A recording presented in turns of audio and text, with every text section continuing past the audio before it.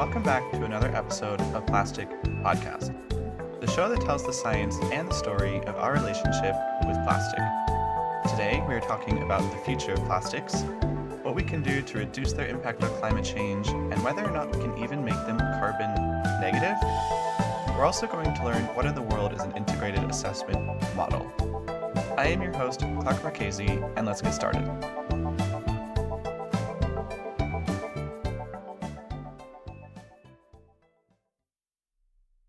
Now, there are a couple things to make clear at the start of this episode. First, it is focused on the emissions contributing to climate change and the effectiveness of potential strategies and policies to help us reach climate goals. While this episode will touch on some of the political, social, and economic costs associated with plastic and associated with these strategies, we will not solve for them today. That is a job for policymakers. Today, we have Dr. Vassilis Daioglou, a senior researcher at the PBL Netherlands Environmental Assessment Agency and a guest researcher at the Copernicus Institute of Sustainable Development. Dr. Daioglou develops and uses integrated assessment models to investigate different possible pathways for meeting climate and other sustainability goals. In this episode, we discuss how his research uses data-based models to show us a number of potential pathways forward.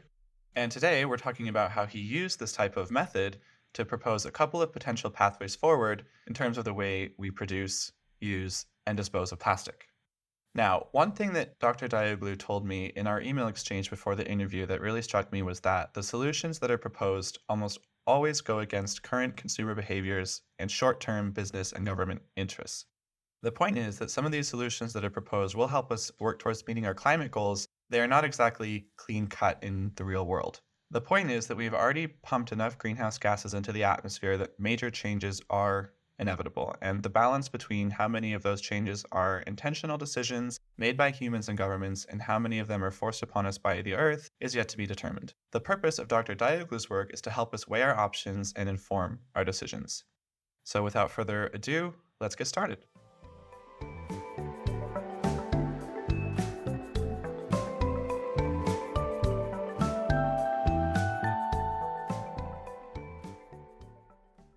All right, Dr. Daioglou, welcome to the show. Maybe I could have you start by just introducing yourself and telling us a bit about your research. Yeah, so I'm Vassilis Daioglou. I'm a senior researcher at PBL, Netherlands Environmental Assessment Agency, and a guest researcher at the Copernicus Institute of Sustainable Development based in Utrecht University, also in the Netherlands. And I'm an integrated assessment modeler. I develop and use these types of models in order to assess and investigate different possible pathways for meeting climate and other sustainability goals. Okay, integrated assessment model, that might be a new vocab word for some of us. Can you tell us what these are and how they can be used to address climate change and climate solutions? So these models, they aim to represent the interaction between human and natural systems. So how do various human activities affect the natural environment, but also the feedbacks, how the changes in the natural environment may affect human activities. So for instance, we model energy use, land use, food production and consumption, the production of energy resources, their trade around the world. How is energy used in our society? How is it used in our buildings, in industry, in the transport sector? What material resources do our societies use? So when it comes to the implications on the natural environment, land use, deforestation, these are very important things that we look into, but also emissions. So climate change is obviously a very big thing. One of our main goals is to investigate routes that can help mitigate climate change. So basically, how do we avoid climate change or how do we minimize it? We run a lot of scenarios where we see what kind of strategies would help us meet the climate goals set out in the Paris Agreement. So a 1.5 global mean temperature increase compared to pre-industrial times. So we run these models and we see at what rate do we have to adopt renewables? So what role does the energy system play? What role does the land system play in meeting these climate goals in order to make sure we can meet all of these goals at the same time? Or what are the trade-offs that we may face?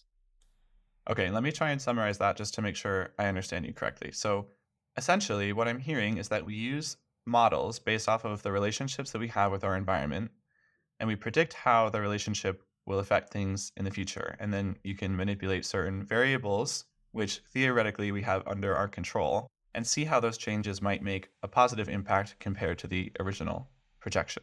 Yes. One quick comment. We generally really avoid using the word predict. We don't have a crystal ball. We do not say what the future will be. We tend to do something that's called scenario analysis. So we just change these variables, as you mentioned, and we wrote lots of different scenarios, lots of different possible futures. And then by investigating these different futures, how they differ, and how we see the interactions between the human and the natural system in these all of these different futures, we hopefully get a better understanding of what our options are, what the synergies, trade-offs are, the bottlenecks, the enabling conditions, and thus hopefully give policy advice, but also generally communicate to the public to create a better understanding of the situation we're in. So we do not make predictions. We do not say in 2030 or 2050 or 2100 the world's going to be like this. We answer what if kind of questions. If this, then that. If you want to go in this direction, these are the critical elements you have to keep in mind. Okay, got it. Projection, not prediction.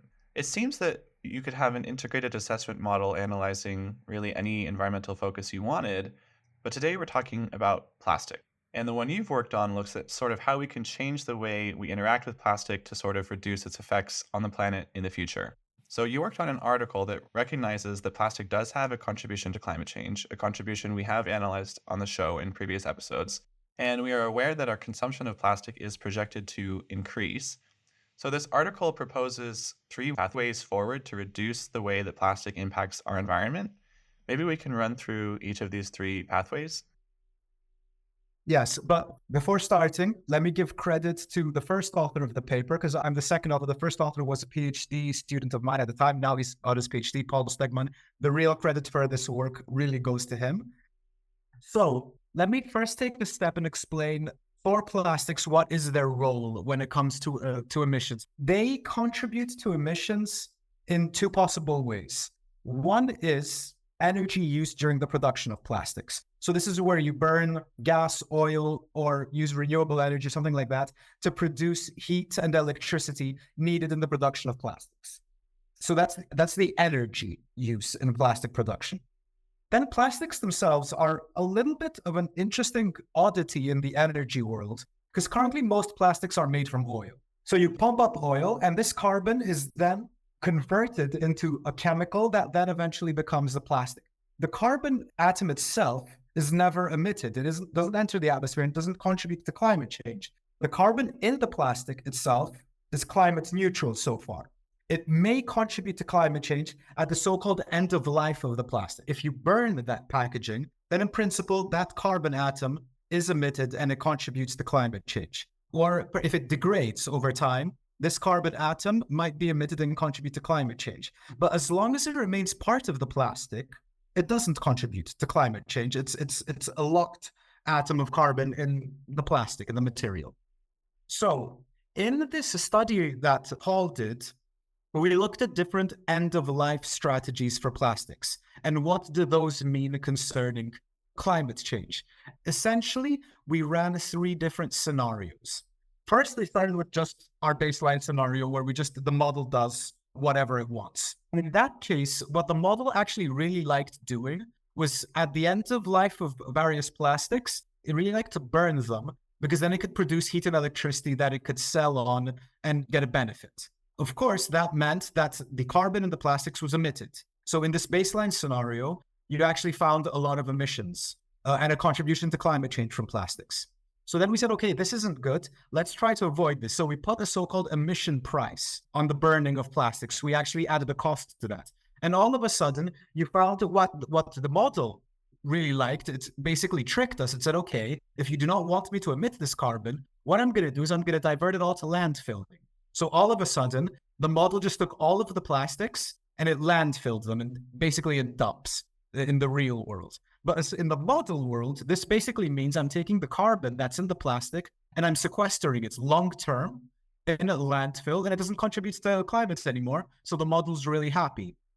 We weren't that happy with that because obviously landfilling isn't a great solution. It may be from a climate perspective in this case, reasonably okay. But from a broader sustainability perspective, landfilling isn't a very good option as many other environmental problems. So, for example, the plastics may escape the landfill and enter water streams, enter the ocean, and create problems over there. So, landfill isn't good. So, we want to run a circularity scenario where we try to increase recycling and see what happens there. So, we were able to change some of the parameters in the model to force it to have circularity. And there, what you see is all of a sudden this carbon is actually recycled. So, this kind of solved a little bit both the climate problem and the pollution problem from landfilling. Of course, it does have implications in order to recycle at very, very high rates, to recycle, well, not all the plastics, that's technically impossible, but to recycle, let's say 60 or 70 or 80% of all plastic waste. It means massive changes in how we collect plastics, the waste disposal systems, but also simply technological development. Because there's only so much you can recycle before the materials start getting downgraded and their quality simply gets really low. And then the final scenario that we ran, and this is where we wanted to see, what if we can use plastics to actually help in the fight against climate change? And this is where this concept of bioenergy becomes important. Something that is discussed a lot in the climate research world, and it is controversial, is using biomass to produce fuels in the form of ethanol or things like that, but also to produce plastics. And then essentially what happens, if the biomass is grown sustainably, so you do not contribute to deforestation or conversion of natural lands and things like that, in principle, while producing biomass, carbon dioxide, which is in the atmosphere, is used during the photosynthesis phase of biomass, and you grow biomass in the form of a tree or grasses or things like that. So carbon goes from the atmosphere into the biomass. Then you take that biomass, you harvest it, you convert it into ethanol, and then let's say into a plastic. So this carbon atom has gone from the atmosphere into a plant and then into a plastic. So essentially what you've done, you have a flow of carbon from the atmosphere into a product. So you're actually removing carbon dioxide from the atmosphere. It's so-called carbon dioxide removal. So it can actually really help with reducing our climate change impact. And it is discussed a lot in the climate research world, and it's not without controversy, just to be clear about that. So we ran a third scenario. We said, okay, let's take the circularity that I just talked about that can really reduce the emissions from plastics and actually make it into something that can take carbon dioxide out of the atmosphere. Okay, so these three pathways are firstly, putting a price on the burning of plastic waste. Second is really ramping up our recycling efforts. And then the third one is using biosources instead of fossil fuel to produce plastic in the first place. Correct? Yes, combined with the circularity. Yes. Okay, so I have a couple of follow-up questions. The first is having to do with something you mentioned about the carbon inside of a plastic being neutral. I'm wondering, was there a consideration for the emissions that were involved in extracting fossil fuels from the ground? Did they enter the equation in any way? And then I'm also wondering if for the biosources like grasses or plants or anything used to make plastic, I assume a lot of them could be done through industrial agriculture, which is a high carbon emitter. So I'm wondering if these sort of pre-production emissions were included in the equation at all? Broadly speaking, yes. As an integrated assessment model, our aim is to model all emission sources. Yes, the emissions from the extraction of fossil fuels, those are included. Losses in the extraction of methane, and that natural gas, that has a lot of losses. So we include those. Yeah, we do cover all emission sources. Now, about the production of biomass, as an integrated assessment model, we do include all land uses. So for instance, emissions from the conversion of lands and things like that are included in our specific modeling. And we do state this explicitly. We do assume that the biomass is produced in a way that would try to limit harm. So that is explicit. And this is also where the big controversy when it comes to biomass as a feedstock, not just for plastics, but for fuels, is very controversial because in principle, if it's done correctly, it can help a lot. Some people would even say necessary to meet climate goals. But if it's done incorrectly, it can actually do a lot of harm, not just from a climate perspective, but also from a sustainable development perspective. You know, the food versus fuel debate. If you produce biomass, but it's done in very bad management practices in places where it isn't appropriate, it could actually lead to an increase in food prices. So it could lead to massive insecurity there. It could also, if it's done through industrial agriculture, then obviously land tenure issues come into place and land grabbing and things like that. So our goal is to see what is the potential, the technical potential, the social and political potential. That's a different matter. So these are issues that we recognize, but we didn't look into that. We just wanted to see is this a good idea from a technical perspective? Can it help? And if it can help, then we have to start really dissecting what is the feasible potential. Okay. And then this isn't exactly a question about the article itself, but sort of as about the process of or the experience you have as a researcher. When you're talking about a project like this, trying to put together this model, how do you go about thinking of every single detail like that? What is it like as a researcher? Yeah, I mean, just also to be clear, I don't work alone. I'm part. These integrated assessment models typically it's quite a team of researchers. In our case, there's depending on how you measure the team, it's somewhere between 15 and 40 people working on this model. And the specific model that I'm working on has actually it first started in the 80s. It's more than 35 years old. It's a process that is constantly ongoing and constantly been improved. And I myself don't work on everything. I have an expertise within the team. But yeah, I mean, ultimately, the keywords in this kind of work is systems thinking. You always have to think from the broader perspective how all of these things interact with each other. We try to avoid, a tunnel thinking and siloed thinking as much as possible. It's really about collaborating. It's really about getting lots of different perspectives in and trying to see, okay, what does this mean about my work? But systems thinking is really the starting point. But it's also a very rewarding process simply because of its interdisciplinarity, the amount of people you talk to and the amount of perspectives that you try to get and try to incorporate. But of course, it also means that it has a lot of critics because you're playing in so many fields. But that's also a bit of the fun. As long as the critics aren't polite, it's always interesting to talk to them. That sounds like such an amazing collaboration.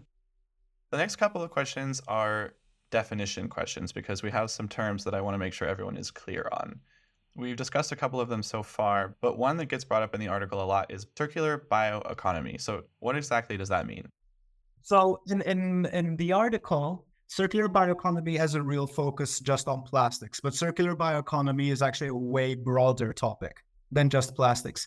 But this is basically the idea of having biogenic carbon, bio-based carbon that is provided from plants, grasses, trees, and things like that, somehow helping our societies, providing the services we demand, be it in the form of material services. So that think of the timber in construction instead of steel and cement, or at least to an extent, substituting steel and cement, which are very big problems when it comes to climate change because they're extremely energy intensive, but also the mining operations are a huge problem. So maybe we can substitute steel and cement with timber. So it's generally the use of bio-based products in order to help meet human services that are currently met through more polluting means. Okay, circular bioeconomy. Everybody got that?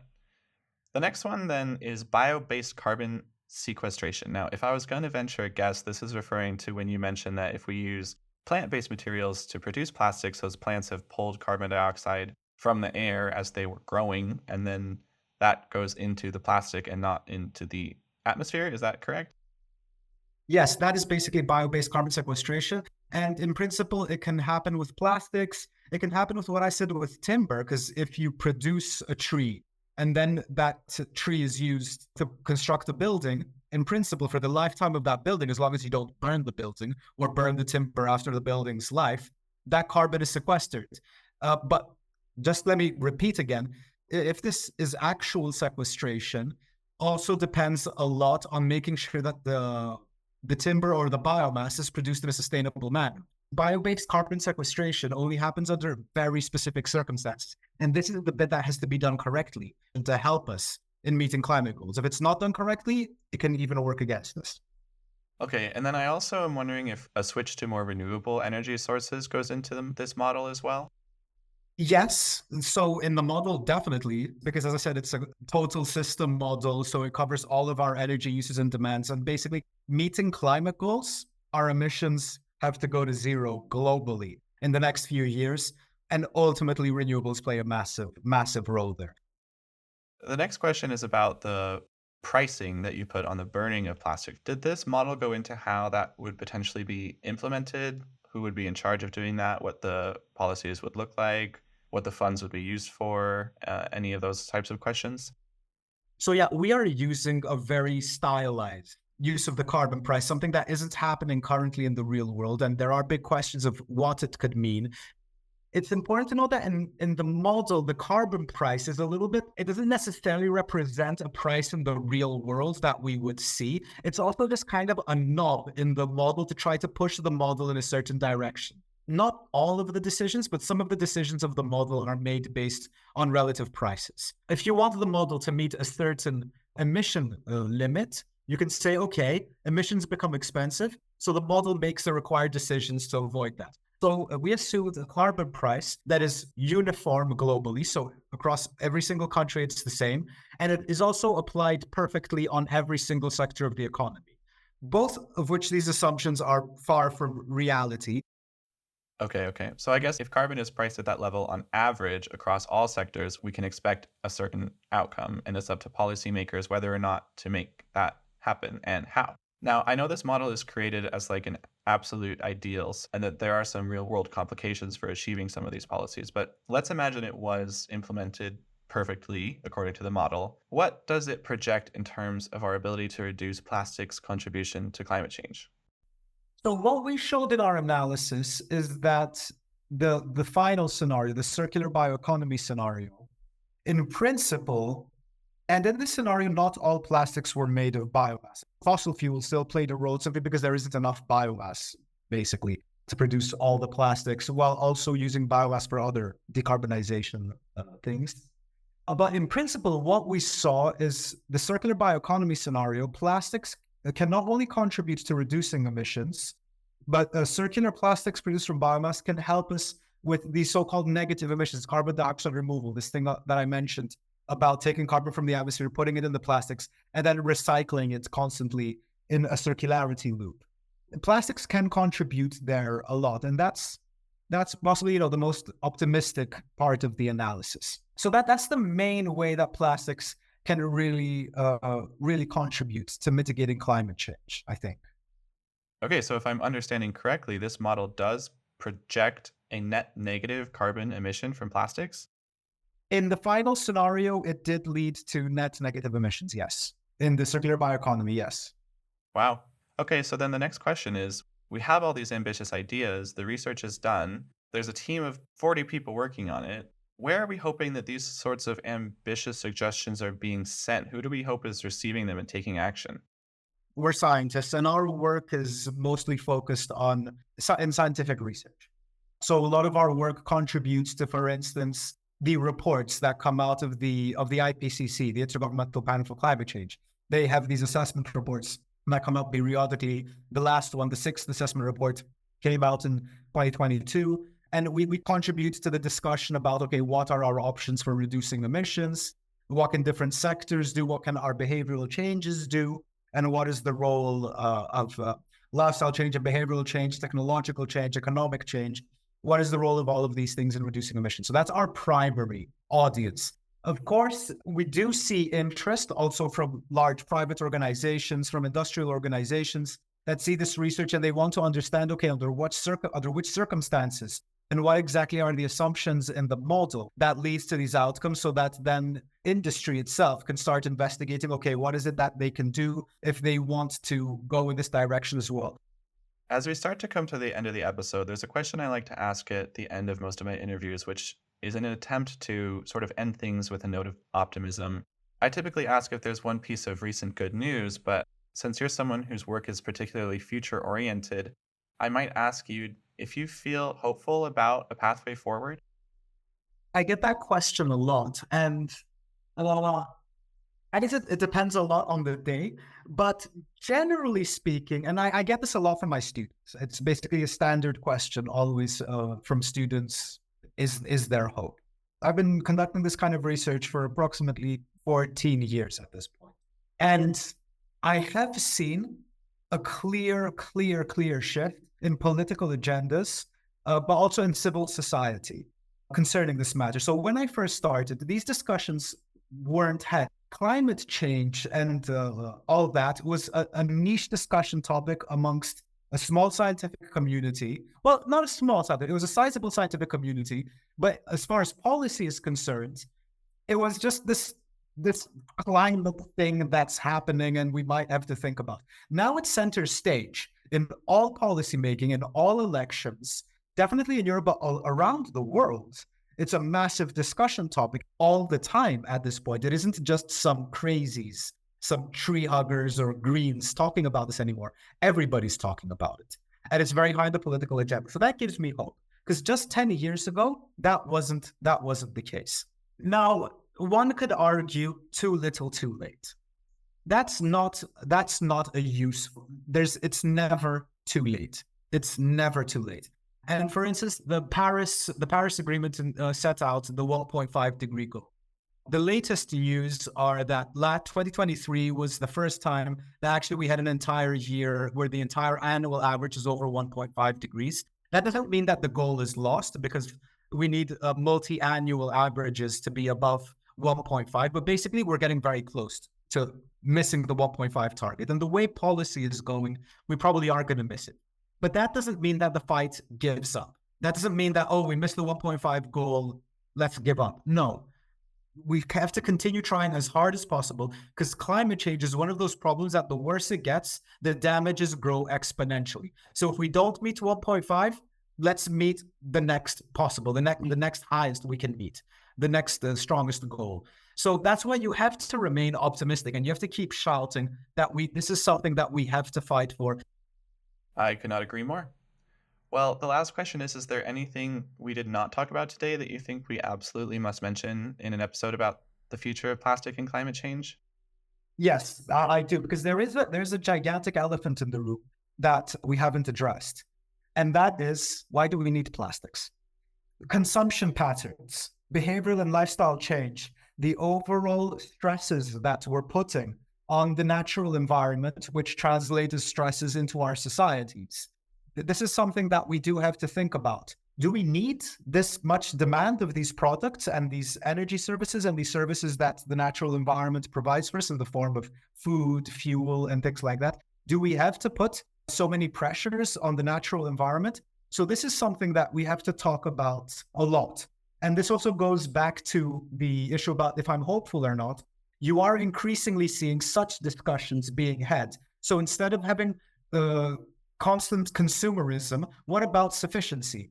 It's still a bit of a niche conversation. And when one browses popular media and things like that, you do tend to get a bit disheartened with how consumerism is still a very big thing.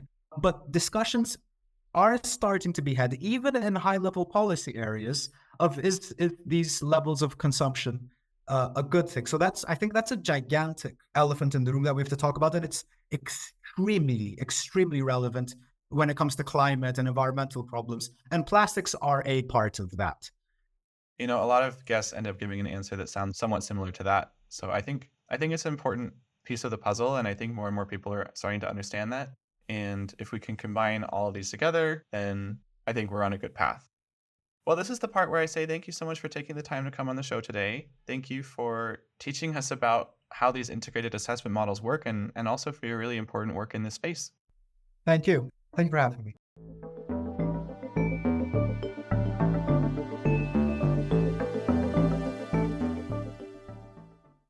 All right, everyone. Now, I have some news for you. The end of this episode brings us to the end of season 1 of Plastic Podcast. We're going to take a couple weeks break from the show, and we'll be back with another season very soon. And I also want to tell you about something else that's pretty cool. So, this United Nations Treaty on Plastics that we talk about, or at least mention basically every episode, well, the 5th and final round of negotiations is coming up soon. They're happening this fall, and they're going to be in Busan, South Korea. So we'll be back with season 2 just in time to talk about all of that in real time. So stay subscribed to the show so you don't miss it. At this point, I want to thank everyone who's listened to the show and followed along so far, and I want to say a major thank you to all of our amazing guests in season 1. We covered quite a lot of things about plastic in the last 20 episodes, more things than you might have imagined we could talk about with plastics, and that is going to be exactly true for season 2 as well. All right, kisses, and we'll talk soon.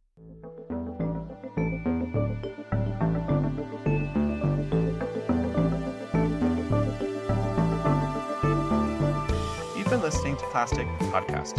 You can find more information about this week's guest and links to their work in the episode description. Cover art for the show was done by Laurel Wong, and the music you're listening to was done by Tadeo Cabejos. I am your host, Clark Marchese, and this episode was produced and engineered by me, so if you found it interesting, send it to someone you know. Plastic Podcast is part of a larger network of sciencey podcasts called Pine Forest Media. You can find more information about us in the episode description as well, or on our website at pineforestpods.com. We're also on Instagram and TikTok at Pine Forest Media. We've got some interesting science podcasts coming out this year, and a 5-star rating across platforms and a review on Apple Podcasts is one of the best things you can do to help science communication like this reach more people and to help the entire network grow. All right, that's all I have for you today, and we'll talk soon.